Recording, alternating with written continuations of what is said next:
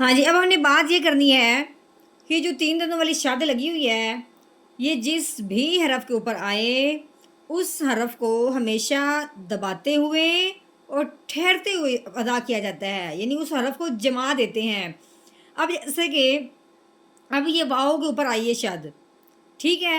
اب شد کا ایک اور بھی ہوتا ہے، ایک اور ہے کہ جب شد جس حرف کے اوپر آتی ہے تو وہ جو اس سے پچھلا حرف ہوتا ہے وہ اس شد والے حرف کے ساتھ مل جاتا ہے۔ اب پچھلا حرف کون سا بنتا ہے؟ الف۔ دیکھنے میں تو یہ الف ہے لیکن اس کے اوپر کیا لگی ہوئی؟ زبر۔ الف کے اوپر زبر زیر پیش آئے تو اس الف کو الف نہیں پڑھتے، اس الف کو حمزہ پڑھتے ہیں۔ اب اس الف کے اوپر زبر آنے کی وجہ سے یہ الف حمزہ بنا ہے۔ اب اس حمزہ نے اس واؤ کے ساتھ ملنا ہے شاد کی وجہ سے۔ اب ہم نے پہلے حمزہ کو واؤ کے ساتھ ملانا ہے، اس کے بعد ملانے کے ساتھ ساتھ اس کو پھر ہم نے دبانا ہے، جمانا ہے۔ کیسے؟ حمزہ واؤ زبر آؤ، کیسے؟ آؤ، واؤ زبر وا، آؤ وا۔ شد والا جو حرف ہوتا ہے وہ ہمیشہ دباؤ، جماؤ اور ہمیشہ ٹھہراؤ کے ساتھ پڑھا جاتا ہے۔ نحمده ونصلي على رسوله الكريم اما بعد فاعوذ بالله من الشیطان الرجیم بسم اللہ الرحمن الرحیم۔ السلام علیکم ورحمۃ اللہ وبرکاتہ۔ امید ہے آپ سب خیریت سے ہوں گے، انشاءاللہ جہاں ہوں گے ایمان اور صحت کی نعمت سے مالا مال ہوں گے۔ ہاں جی، تو آغاز کرتے ہیں ہم اپنے آج کے سبق کا دعاؤں کے ساتھ، تو چلیے شروع کرتے ہیں۔ اللهم صل على سيدنا ومولانا محمد وعلى آل سيدنا ومولانا محمد وبارك وسلم۔ رب اشرح لي صدري ويسر لي أمري واحلل عقدة من لساني يفقهوا قولي۔ رب زدنا علما، رب زدنا علما، رب زدنا علما۔ أعوذ بالله من الشيطان الرجيم بسم الله الرحمن الرحيم۔ ہاں جی، یہ آیت کا دوسرا حصہ ہے، ٹھیک ہے۔ پہلا حصہ ہم نے پڑھ لیا تھا، آج اس کا دوسرا حصہ پڑھیں گے۔ تو پہلے دیکھیں، یہ قوف ہے، قوف کے اوپر زبر لگی ہوئی ہے، اس کے ساتھ ہی آگے الف لگا ہوا ہے، ٹھیک ہے۔ الف سے پہلے حرف پہ جب زبر آ جائے تو وہ پہلے والا حرف الف کے ساتھ ملتے ہوئے ایک الف کے برابر لمبا ہوتا ہے، یعنی الف کے لمبے ہونے کی وجہ کیا ہے؟ الف سے پہلے زبر کا آنا۔ کیسے پڑھیں گے؟ قوف الف زبر قا، آگے لام ہے، لام کے اوپر زبر لگی ہوئی ہے، لام زبر لا، قالا۔ آگے الف، الف کے اوپر زبر آنے کی وجہ سے الف حمزہ بن گیا، کیونکہ ہم نے پڑھا ہے کہ الف کے اوپر زبر زیر پیش آ جائے اس الف کو الف نہیں پڑھتے، اس الف کو حمزہ پڑھتے ہیں۔ آگے یہ سین ہے، سین کے اوپر زبر لگی ہوئی ہے، اس کے ساتھ الف آ گیا۔ ابھی ہم نے کیا پڑھا ہے کہ الف سے پہلے حرف پہ جب زبر آ جائے وہ الف کے لمبے ہونے کی وجہ ہوتی ہے، کیونکہ الف سے پہلے زبر کا آنا الف کے لمبے ہونے کی وجہ ہے۔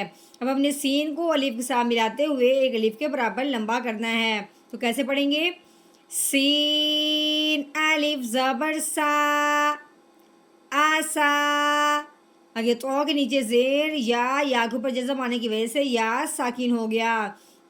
جب بھی جزم یا کے اوپر آتی ہے یا ساکن ہو جاتا ہے، اور یا ساکن سے پہلے جب زیر ہو تو وہاں یا ساکن پہ مد کا قاعدہ جاری ہوتا ہے۔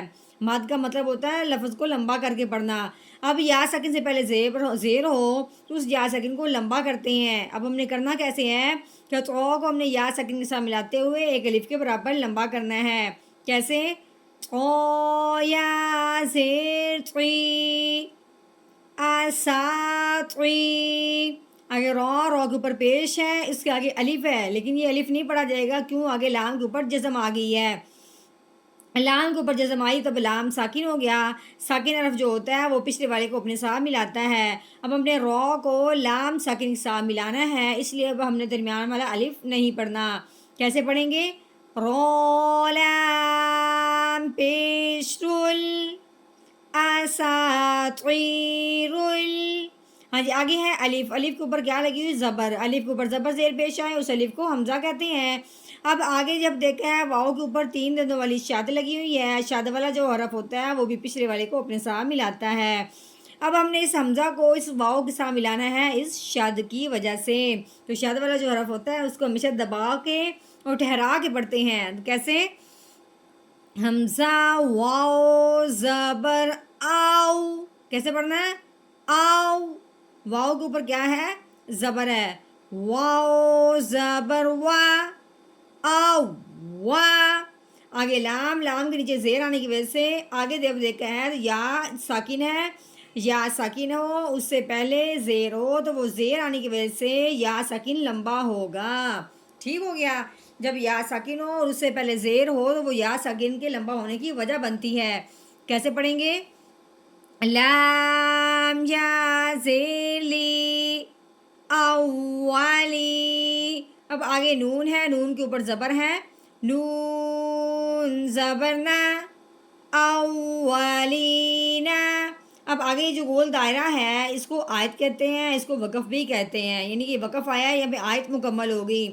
اب جب یہ وقف آ جاتا ہے تو وقف کے ساتھ والا جو آخر والا حرف ہوتا ہے، جیسے کہ اب یہ نون بنتا ہے آخر والا حرف، تو یہ نون ساکن ہوگا، کس کی وجہ سے؟ وقف کی وجہ سے۔ تو اب اس کو کیسے ساکن کریں گے؟ اس کی ہم نے زبر ہٹا دینی ہے، جیسے کہ آگے وقف اولین، اولین۔ ہاں جی، یہ ہم نے کیے ہیں اپنی آیت کا توڑ، یعنی اب ہم نے کیا کرنا ہے؟ اس آیت کا مکمل جوڑ کرنا ہے۔ تو یہ تو آدھی آیت ہے، اب ہم پچھلی آیت ساتھ ملائیں گے تو پھر ہم اس کو مکمل پڑھتے ہیں۔ پہلے ہم اتنی پڑھ لیتے ہیں، اس کے بعد ہم پچھلی والی لے کے آئیں گے۔ قال اساطیر الاولین، قال اساطیر الاولین۔ ہاں جی، اب ہم نے اپنی مکمل آیت کا اس کا جوڑ کرنا ہے۔